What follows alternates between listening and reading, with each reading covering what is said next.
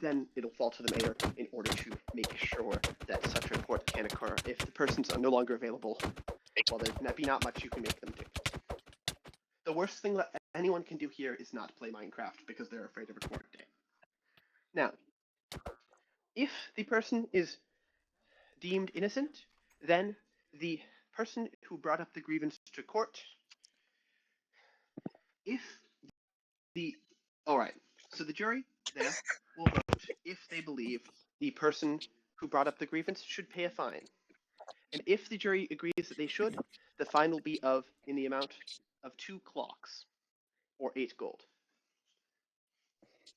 If the jury does not believe they should pay a fine, alright, no harm done, good trial, nobody's hurt.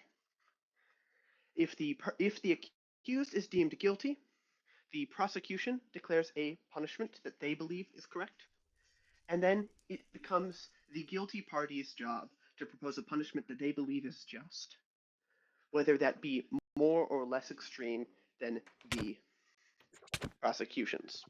The jury then votes on which punishment we should do. Now, as some of you may already be saying, but what if the prosecution proposes something ludicrously difficult, and the mute, like say, giving the guilty party 17 gold? Well, the answer to that is, then the guilty party deserves the most extreme punishment, because it falls to the guilty party in order to choose a just punishment if the prosecution is too extreme. Then, of course, the jury votes on which punishment they believe is correct, and that punishment is carried out. Does that make sense? Yes. The reason why I did not go with chicken system, which is a range in voting between the two, is because what falls in between two punishments? If one punishment is being banned from the server, and the other punishment is getting paid 700 gold blocks, what falls fair between? Is paying a fine to the government fair? If so, that doesn't very much benefit the person who's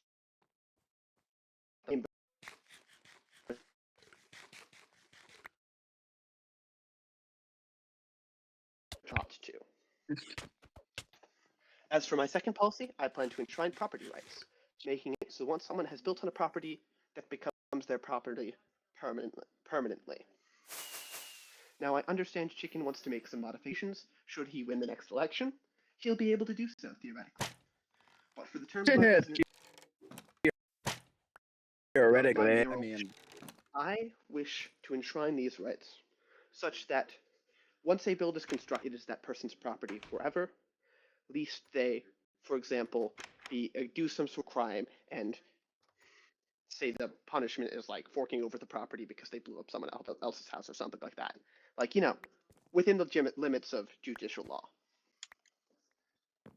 Of course. That being said, this is fueled by the fact that in the past, a few operators may or may not have destroyed this property on it without any sort of situation. These situations will no longer be able to happen if property rights are enshrined, and doing that is a crime.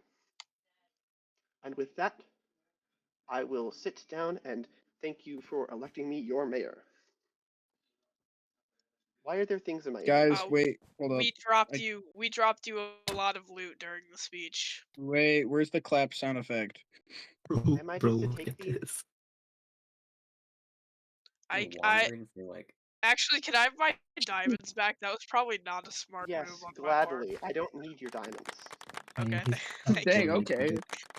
I keep this 12 gold. I'm relatively poor. Okay, Nick, I must say I'm watching your stream and can see everything you type into the text chat. W. Which is really funny. I love how he just walked out and then immediately it just pops out. Category King has completed the challenge. I actually hit you with a bone. I like how halfway during the speech, halfway during the speech, Cam just got the achievement for like getting hit by his shoulder. Specifically levitating 50 blocks up at least. Some crazy things happened in there during the speech. Yeah, me